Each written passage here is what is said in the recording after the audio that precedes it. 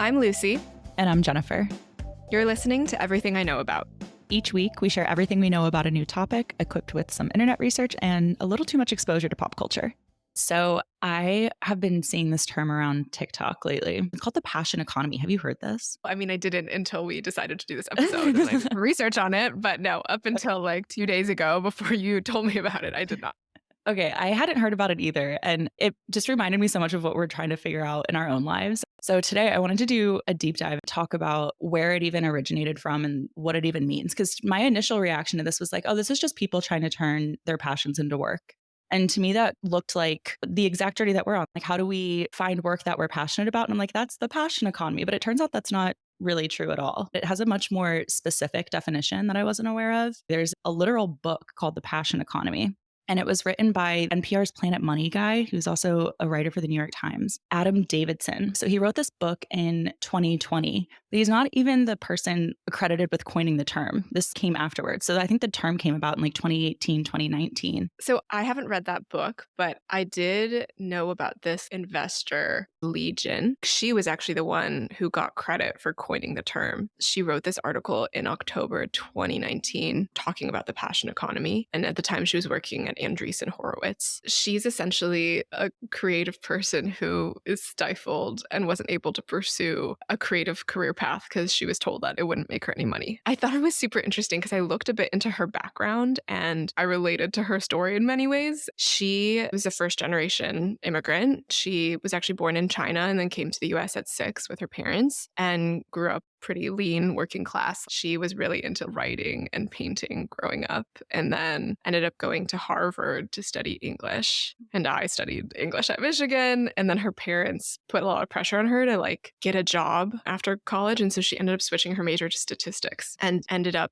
eventually becoming a product manager, joined Andreessen, and now is a full-time investor. And a lot of what I could find about her, like there was this New York Times profile on her, was that she says that she's really pro-worker. And people have even taken that to call her like a socialist. Like in a political, ethical sense, or what does that mean to be pro-worker? So I think she's kind of a proponent of like these new types of entrepreneurs who aren't necessarily building big businesses, like they're just a company of one, but their passions and specifically like digital passions. She's become this champion of creators making their own way in the world, that they should get paid for their labor, that they should get benefits and all these things. It's really only been in the last few years. Like she left Andreessen May 2020 to start her own firm, focused specifically on investing in this thesis. And it was largely because of the COVID pandemic that she came to realize, hey, I think this is the next wave of labor now that so many people are stuck at home and they have the opportunity and time to both create their own things, but also have a captive audience sitting there watching them. Did you do much more research into her new venture, what they're investing in, more about her thesis?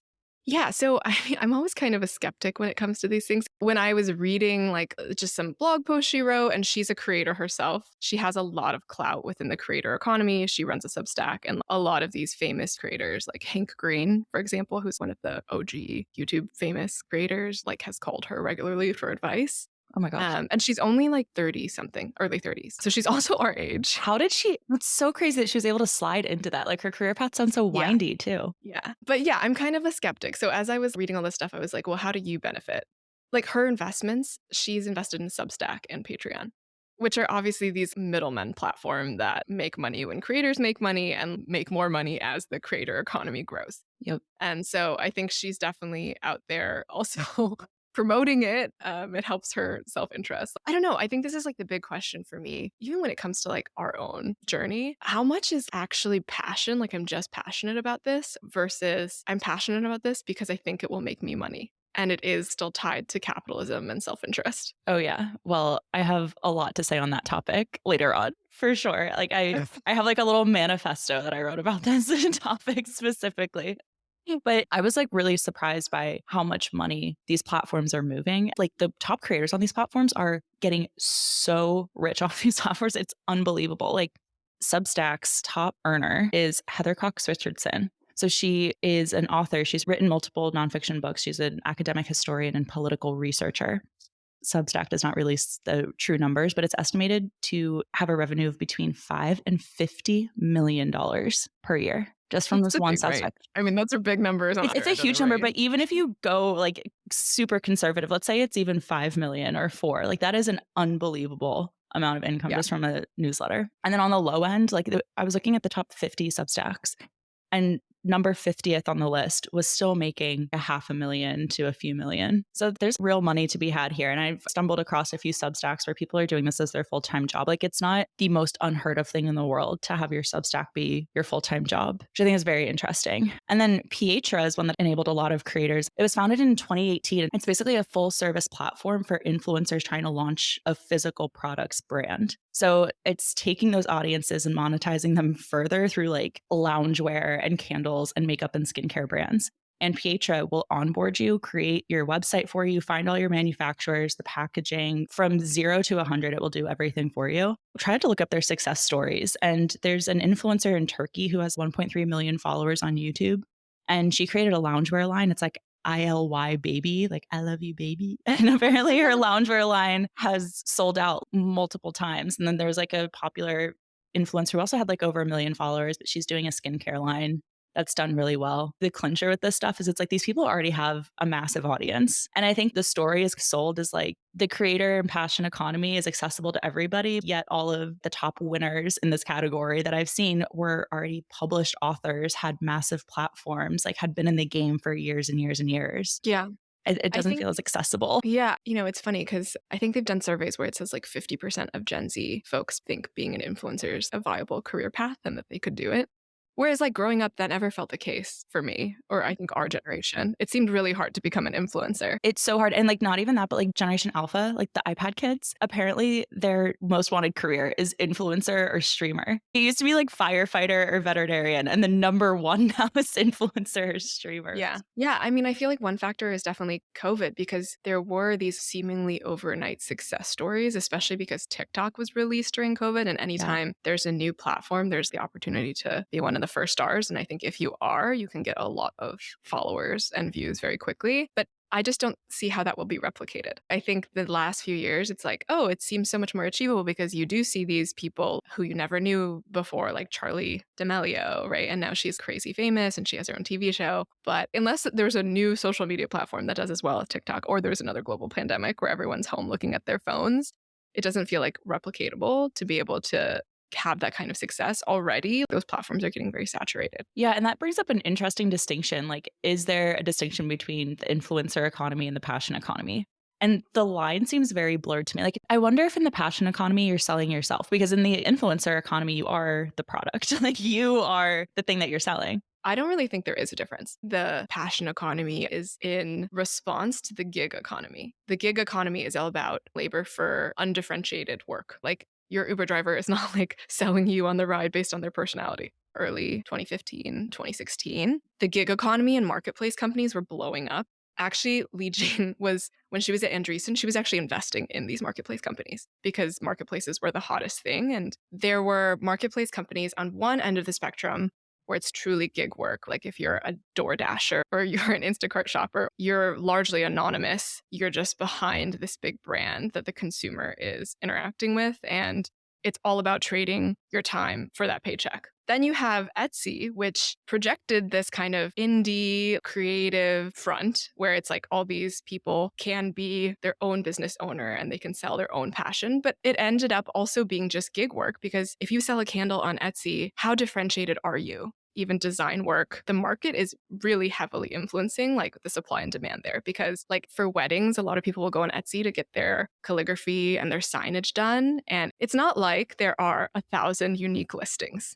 No. Right. There are like 4 types of calligraphy that fit the wedding aesthetic that's popular. And I think that kind of demand has really influenced that marketplace that I think was intended to be like this really creative space. But to be more commercially successful on Etsy, I need to like offer the standard. And then if there's no differentiation, it just, how do you even compete? I think that's why people are paying for ads on Etsy. Yeah, I mean, you're not wrong. To even make it on the Etsy rankings, you do have to start making ads. And then just like on Amazon, slash their price is really low. It feels like it's supposed to be marketed as like the passion economy, but it's actually not. It got me thinking about the dark side of the passion economy and about Etsy and about all of the ways that loving what you do while you work is so accessible. And then people get in there and then they realize it's not. And then they're looking for answers. And I feel like there's such a clear slide, which is you see everyone become successful, like this girl selling her Pilates courses or this person selling their candles. They're able to quit their jobs. And a lot of their content is about like, I'm making well over six figures doing what I love and like, look at my wonderful life. You can do it too. And then people get in there and try to do it, realize it's not as easy as it's marketed to be, and are like, there's something wrong with me because the messaging is always, you just have to figure out your niche and like, you just have to work a little harder. It's kind of like this odd pull yourself up by the bootstraps mentality in the creator space. And then these same creators are selling courses and coaching. And Yeah. there So it is seems a little suspect. It seems a little like multi-level marketing schemey. It is so MLM coded, so MLM coded. It's like the whole purpose of them becoming digital creators and building community is to sell to that community. So, of course, what are they going to sell? Coaching and classes on how to become like them. And so, how much of that is actually like a passion economy versus just predatory? Yeah, I mean, I've seen I don't know why I get served these, but I've seen like on YouTube the videos that are like how to do well on YouTube. And even within those videos, the creators who are usually up and coming but have done some traffic, and so they're making a video about how they got that success, talk about how one of the best performing types of content on YouTube is content literally about how to become successful on YouTube. And people make that content because Yeah. it is a way to get more views in addition to whatever lifestyle or cooking or like their main content or main brand is about. They literally make that type of content to get new audience members. Oh my gosh. I mean, it makes so much sense because I see these videos and they have really, really high views. There's one creator I saw who she had like a respectable amount of followers. It was like between like the 30 to 40,000 subscribers range. And she had this series where she was very transparent about what she was making on YouTube. And she was making enough to like cover her rent and then some most months, which I thought was really impressive. But she's like, by far and away, my most successful series are these videos where I'm telling you how much I'm making and how successful I am and like tips and tricks for YouTube. And then she's trying to tap into the passion economy. Like she's like, oh, I'm doing vlogs, showing my shopping hauls and like trying to show you my fashion tips, but none of those really do well. It's all about what I'm making. Yeah, it's interesting because with pyramid schemes, with MLM, the person who gets recruited pays money, like an entrance fee. And that's why it's so toxic. It's because you're telling someone, give me $700 and I will guarantee you'll double that if you work hard. That's the promise with MLMs. But I feel like with a lot of these passion economy proposals, it's like, give me your time, give me your mind share. I really do think it's changed how people think, as we're seeing with all these surveys about the younger generation. Like, I'm going to teach you how it's possible to become like me and become really successful. And the 9 to 5 that your parents grew up working is for people who can't figure it out. They really present themselves as this complete dichotomy from traditional life. And it's like, if you're smart, you'll have a side hustle. If you're smart, you'll have your own YouTube channel or Substack or whatever. And if you're not, you're a sucker. Even though you're not paying an entrance fee to these people to like watch their videos, you are giving them hours and hours of your time. And that is revenue for them because those platforms make money off of ads for your time. And then they give a share to that creator. And I think the most sinister thing is I actually think it's changed our culture too, because industrial America working 9 to 5 was like, oh, I'm working hard and providing for my family. Now it's seen as such a negative thing that you weren't able to figure out something for yourself and you had to end up working for the man. And I just think it's created this level of unrealistic expectations that anybody can do this if you're savvy and if you're willing to like take a chance. MLMs are sinister because you're taking advantage of people and promising them a fast and easy and unrealistic way of doing that. But I feel like the passion economy is sinister because you are preying on like basic human desire to like be fulfilled. Yeah. And you're telling them that I have the keys. You should do all this like risky stuff and take a leap and quit your job or do whatever. And nobody can guarantee success with those tactics, obviously. It's completely unrealistic that 50% of the population could actually become influencers. And yet people believe that it is possible because of all of this content out there circulating. And I think the more times you see it, whether you are looking for it or it's just served to you by the algorithm, the more you begin to subconsciously believe that, yes, I am special. I do deserve to have passion in my life and not have to have any trade offs and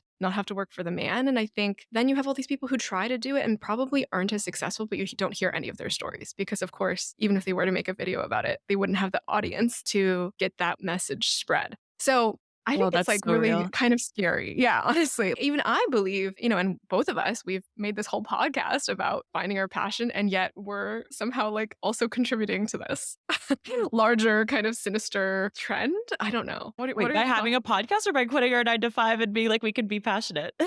Well, I think our message with this podcast is like, we don't know the answer. No. We're Okay, that's not like real. already successful, right? No, We're we're not like exploring. sitting here like, oh, like we have millions of followers. We make so much money off of our Patreon. Do what we did. No, we're like just letting you on the experiment. We're like people who drank the Kool-Aid of the passion economy and bought into, okay, we did experience 9 to 5 and we didn't like it. So let's try passion economy and like see if we can really make it. That's what we're doing. I think that is different than like already successful influencers who are making more money or getting more clout by touting their success after the fact. But it does make me question like how much of my thinking and my feelings around how passionate I am about working for myself and being my own boss are really coming from me versus just all of the content that I've consumed from all of these platforms, that it is really possible. And that if I stayed in my 9 to 5 job, I would just be like missing out on so much. Yeah, that is so real. And I think to your point, how the culture has changed, the language around your job is almost not even like your job anymore. They call it my day job. That language alone is just like, yeah, I'm working on other things and this is temporary. And so there's so many creators out there that are like, I finally quit my day job. There's this whole conversation around influencers who do quit their day jobs and now they're not relatable anymore. People don't want to watch somebody who's just an influencer. They want to feel community with them and like have this sort of like parasocial relationship. They're just like me, but they're also chasing the dream. And it's like more alluring to see somebody in the journey of that than like after they're already successful. I hope so. I hope that our podcast takes off because people want to see people struggle instead of being already successful. If you like struggle, you are in the right place. Thanks for tuning in. But I do think like selling the dream of success in like the form of a course or coaching is something that I've seen like people always joke about like, oh, that girl from high school Facebook messaging you about like Amway or something. And then I'm like personally have not had that happen, but I have been seeing people from my university, from places that I used to work, suddenly have coaching businesses and they're like shamelessly promoting them on Instagram and TikTok and LinkedIn. And I'm like, I know you and I know you're not an expert in this thing that you're claiming to be an expert in. And it's all of that same like salesy MLM type language around it. And it just like the slide to that, I really wonder how you get there. I don't think like anyone goes into the passion economy with the goal of being a coach for other people wanting to escape the 9 to 5.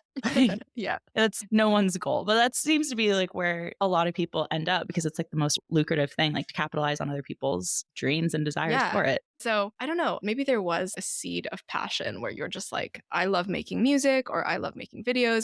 But then at some point, the more success you get, the less it becomes a passion. It's like when people say you want your hobbies to just stay hobbies, because if you make your hobby work, then it's just work.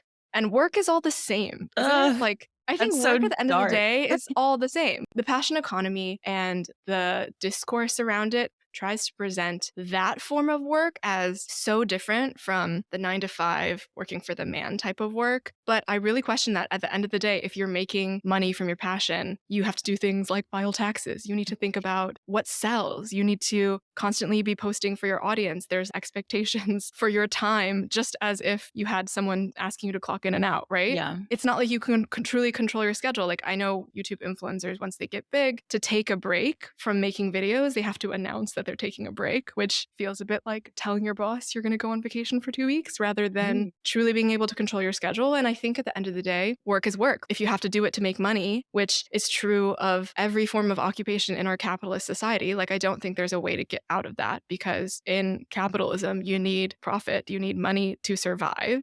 And if you turn your passion into the way that you're making that money, you're still participating in the system. When you were talking, it reminded me of a creator that I follow called Professor Perfume on TikTok. I'm a perfume collector and she is as well, but she went and got her perfumery master's or like a certificate or something. But she was also an English major. Like it wasn't supposed to be her job to be a perfumer, I don't think, but she just started posting about it on TikTok during the height of it and became like the voice of perfume talk. And now she's working with niche perfumers and she like created her own perfume that she wore at her wedding. It was called Vow Factor. Oh, And it's doing very, very well. People post about it all the time on TikTok and like it's her full time job. Somebody like that, I'm like, okay, this is really, really quality content. It's not like she has millions upon millions of followers, but in this very niche space, she's a voice. So I do think that that's possible. Whereas somebody like, do you know who Kira Lewis is? mm-mm. Okay, she's a book talk creator and she has over 1 million followers. Which she got popular because she has these like outrageous reactions to romance books.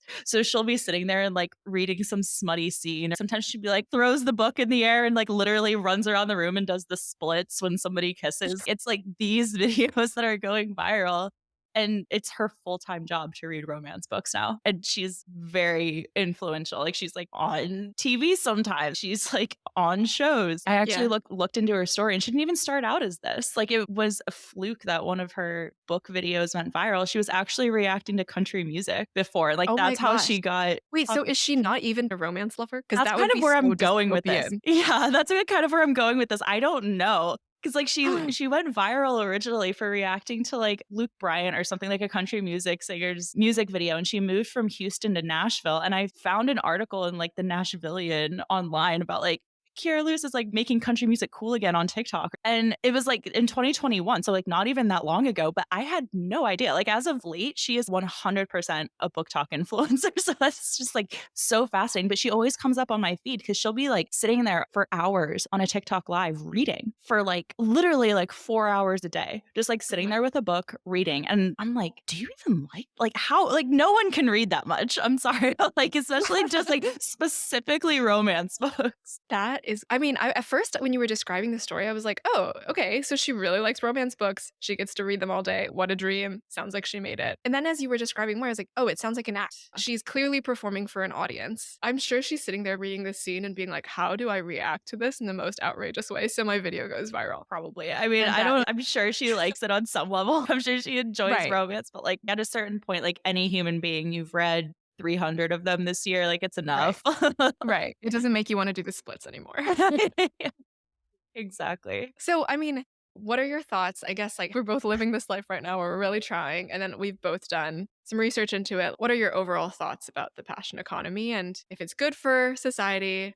If it's not, what people should do in relation to it? You know, I think that people should organically pursue the things that they're interested in and put themselves out there and just see where it goes. Because the success stories that I look at, I don't think are people that are manufacturing being successful in the passion economy. So I feel like there's these two lanes that you can take. You can either be the kid who's like, I want to be an influencer one day and like trying to figure out how to do that. And then that feels like you're going to be eventually the person buying the coaching package because your YouTubes aren't going viral. But somebody like Professor Perfume, like she just had a natural organic interest, shared it with the world, and it got her somewhere. And I think that is very inspiring. And I think that's what we all want. But to get there, you have to cultivate your own passions and interests and like actually become somewhat of an expert or have passion that's palpable and others can see through your content. And so for Totally. It those needs to be people, genuine. exactly. And so I think for those people, it's really admirable what they do. And I think we have a chance of making it in this economy because we have lived 30 years of life to like figure out who we are as people and what we actually enjoy. And we're not like sitting here being like, okay, we have to make content. Like, what are we interested in? So in my optimistic brain, that means you have more of a chance.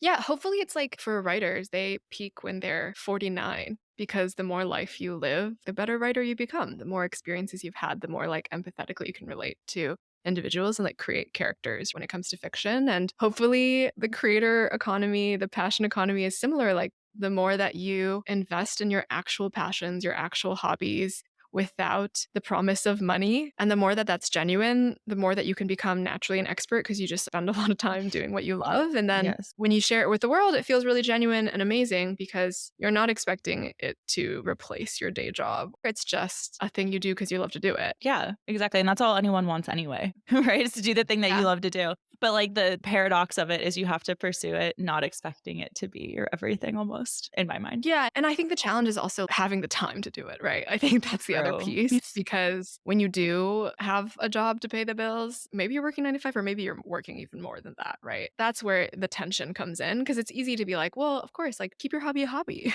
But if you really, really love your hobby and you want to spend more time on it, but you can't because of the society we live in, like, what do you do then? Would you do things maybe that you wouldn't have started out doing, but once you see a path to make money through that, maybe compromise some things so that you do have more time, more financial freedom to be able to do what you genuinely love? But then does that change you also as a person and you can't go back? Thank God. You Sorry, I know, guess I'm feeling really dark today. I think there's probably a coaching package for you out there that'll help you answer this. Amazing. Yeah. You brought up this topic as something that you've seen a lot recently. And then even in the research, it's presented as this new thing, like, oh, because of the pandemic. And the term was coined October 2019, which was not that long ago. But I feel like this is a really old idea. The book that you mentioned that Adam Davidson wrote and published in 2020. I haven't read that book, but as I was doing research, I realized 2 months ago I did read another book that was published in 2012 called The $100 Startup. And I read the book because I was in McNally Jackson, which is a bookstore in New York City. And I had just quit my job and I was feeling really lost. And I picked it up, it was on the bookshelf, and I basically read the entire thing in the bookstore. It was like a very quick read. The book was written by this guy who was basically a digital nomad. He never really had like a steady paycheck and just traveled the world and lived this glamorous life where he was like working in airports in Thailand so that he could like fund his next 7 days of travel or whatnot. So the author, Chris Guillebeau, I don't know if I'm saying that right, it sounds French, wrote this book where he just collected all of these stories. And though I haven't read Adam Davidson's book, I've heard the format is similar, where he collects all these stories of people who are participating in the passion economy and like doing well and making it and feeling fulfilled. And the $100 Startup is just this collection of these stories. But this book was published in May of 2012. So these were people who were doing this in the early 2000s. Without all of these platforms. Yeah. Yeah, without these platforms, even before like Instagram really, really blew up. This book has all these stories of people who like have horse farms or like who are passionate about learning languages. So then they teach other people how to learn languages. And it's supposed to be this guide on how you don't need to work a 9 to 5 and you can be so much more fulfilled by having control of your own time rather than having someone else dictate your time for a paycheck. It was interesting to read the stories. That's why I kept reading. But honestly, the advice was really basic. It's like, start small, solve a problem, find your passion, focus on your strengths, build a community. Really obvious things that in larger startups, like not $100 startups that are in the tech world, which is more of the background that we came from, they give you the same advice. And when I was doing research for this episode, I was like, wow, we're just rebranding and rebranding and rebranding, Yeah. right? Like That's real. when Silicon Valley first became a thing, everyone was like, this is the way that you pursue your passions, build an internet company. And then this guy's book, The $100 Startup, was kind of a reaction against that. You don't need millions of dollars in venture funding. Start with $100 and your own passion and bootstrap your way to success, and you can make a living that way. And now we've got the passion economy. Because all these platforms do exist, use those platforms. Go get your digital audience, go get subscribers. And I just feel like this idea of how do you become self sufficient with your own talents has been around forever. And I'm sure in another 5 years, we'll see yet another iteration with yet another new term. And I think it just speaks to this really, really base human need and desire that we want our time to mean more than just being traded for a paycheck. I think we all want our time to be spent in ways that fulfill us. That doesn't always align with the modern economy. Sometimes we have to do things we don't want to do because we need that money. But if there were some way to opt out, I think many, many people would choose to do so. I just don't think anyone's really cracked the code. And all of these guides and solutions, I don't know, it just all feels like different flavors of the same basic need at the end of the day. Yeah, 100%. That's interesting too that this was written in 2012. So these are theoretically all people who are probably doing their businesses in like 2008, 2009. And that's the height Mhm, of the blog economy, right? So like these people mhm. are likely building their own websites. And like that is not feasible in today's economy. But all the people that we hear in the passion economy, like TikTok had its wave. There were some people that got on early and were able to ride the wave. Same with YouTube. And I think the people that we see become successful just like hit the right idea at the right time too. Like timing in the macro economy is so, so important. So like we can't sit here and say like Etsy was never a good option for somebody wanting to do something like this. Like there Mhm. was a time where it was. And those people are the ones that are sitting there being like, maybe it wasn't easy, but it was possible. And I did it. And these were my tactics and I can sell it to you. But in today's environment, maybe it just isn't the same. And like you have to look for the next opportunity. So I think this idea, to your point, is an evergreen idea that we want to trade our time for something valuable. And how that looks is very dependent on the technical landscape that we're in, the macroeconomic landscape, Like even a few years ago, if you wanted to start your own business, it was so easy to get venture capital because of the interest rates. But today Mm. it's not so easy. So even that dream is a little bit distorted. So Yeah, we're in the thick of the passion economy. So maybe we're already too late to the game and we need to be trying to figure out what the next big wave is going to be and get in early. Because I think getting in early seems to be a major driver of success. do you want to be an Instagram Threads influencer? Oh gosh. Where can we get in early? Yes, please somebody create the next big social platform.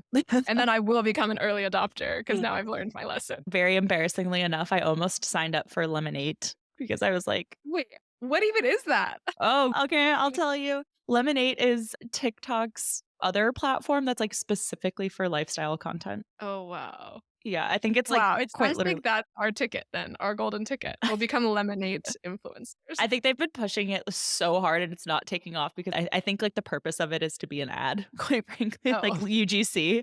It's basically all UGC. So yeah, I mean, everything is an ad nowadays. Maybe you can see through that one a bit too easily. yeah, it's like the explicit stated intent. But yeah, we'll keep our eyes out for the next big thing. And in the meantime, just like actually pursue things that we're interested in. I think that's the key, no matter what. Thanks for listening, guys. Bye.